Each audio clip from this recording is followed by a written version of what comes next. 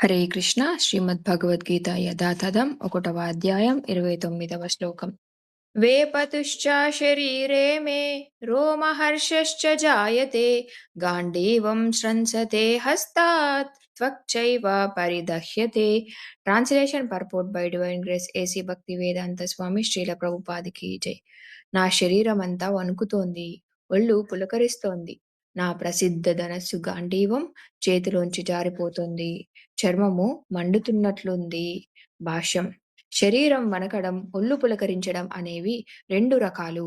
అవి గొప్ప ఆధ్యాత్మిక ఆనందం వల్ల కావచ్చు, లేదా భౌతిక పరిస్థితుల్లో గొప్ప భయం వల్ల కూడా కావచ్చు. దివ్యమైన అనుభవంలో భయం ఉండదు. అర్జునుడి ఈ లక్షణాలు భౌతిక భయం వల్ల వచ్చినవే. అంటే ప్రాణనష్టం జరుగుతుందనే భయం. దీనికి ఇతర లక్షణాలు కూడా సాక్ష్యం. అతను ఎంత ఆతృత చెందాడంటే అతని ప్రసిద్ధ ధనస్సు గాంధీవం చేతిలోంచి జారిపోతుంది. హృదయం లోపల మండుతుండడం వల్ల చర్మం కూడా మండుతున్నట్లు అతను అనుభవించాడు. ఇవన్నీ భౌతిక దృష్టి వల్ల వచ్చినవే. హరే కృష్ణ.